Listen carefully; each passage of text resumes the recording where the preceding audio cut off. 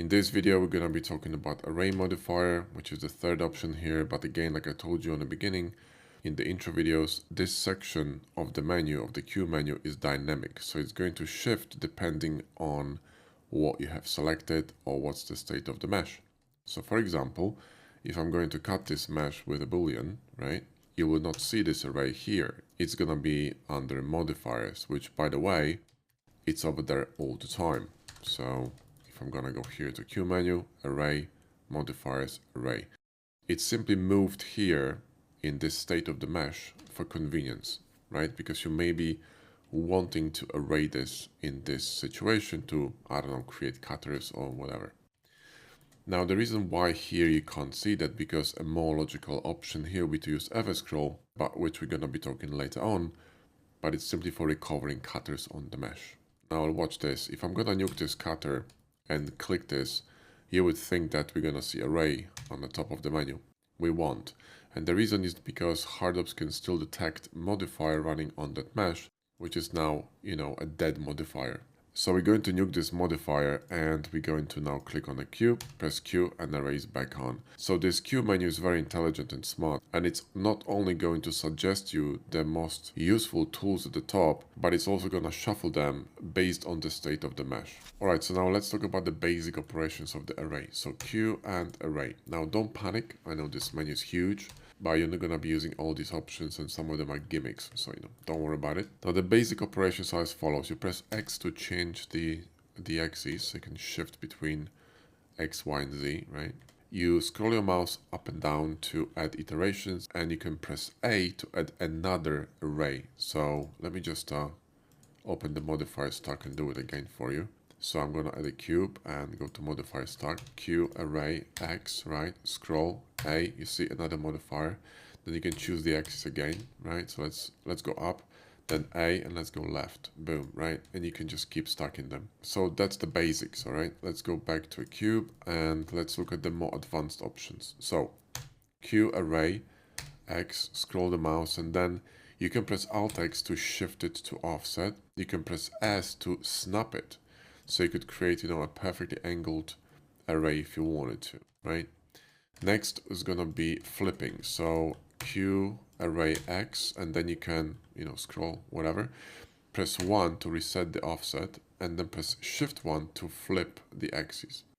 Now, all these options actually are available in this floating menu here, which you can barely see. There's like a dot here. If I click that, my array is going to pause. Now, let's talk about this floating menu. So let's scroll, press tab, and it's paused. Now this is a similar menu to what we had with AccuShape. You can move it, you can turn it on and off, kind of, toggle it. And you have a few options here that are similar to options in this H menu. So this one will tell you how many arrays you have. This is an array type. We're going to talk about it a bit later at the end of the video. It's not important, but I'm going to mention this. This one's going to toggle on and off pause mode. This one will finalize, so it's going to apply the array. Here you can just, adjust the settings. And by the way, you can move, rotate, do whatever you want with this viewport. So this is kind of like a controlled environment, for working with arrays. Not in a panic mode, nothing is moving. You can very precisely set the dimensions and all that. Then you can choose here the axis, obviously, number of iterations. You can also flip it to the other side, and you can stack arrays. You can add another one. So, you can do that. Now you can see here we have two arrays, right? You can press E for exit with an empty, which is gonna add an empty in the starting point of an array. And this one is for toggling modifiers. Now, here in the bottom, you see that stack of modifiers, we got two.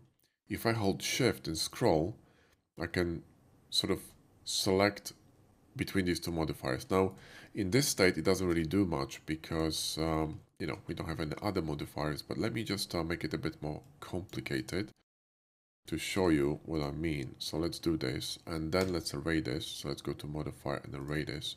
Press X and scroll it, and press tab. Now, if I'm gonna hold shift and scroll, watch what happens to the other iterations in the array, right? When I'm gonna go up, my array is gonna shift above the boolean and above another boolean, and it's gonna start cutting them off, right? So you can choose the look of your array, or just, have fun seeing how these modifiers are being added and cutting through a mesh. So that's what it's for.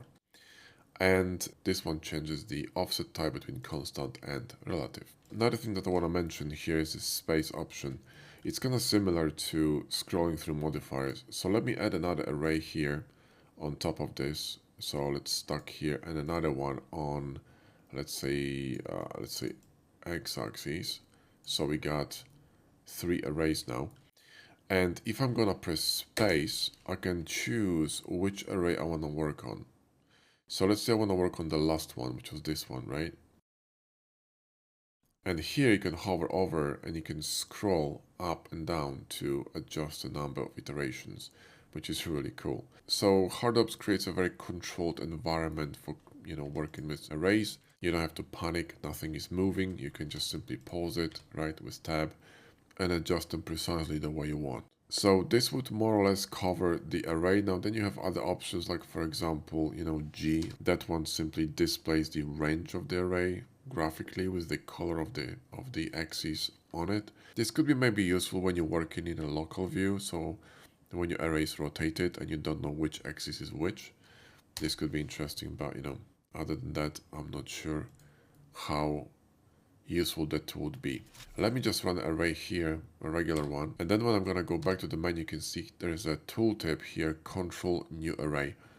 This is basically gonna add another array like this. So you can either press A while you're in the array state, or just simply go to Q menu and control click, and it's gonna add another array. Okay. And the last thing I want to mention is this this V2 option. You remember I mentioned in the beginning.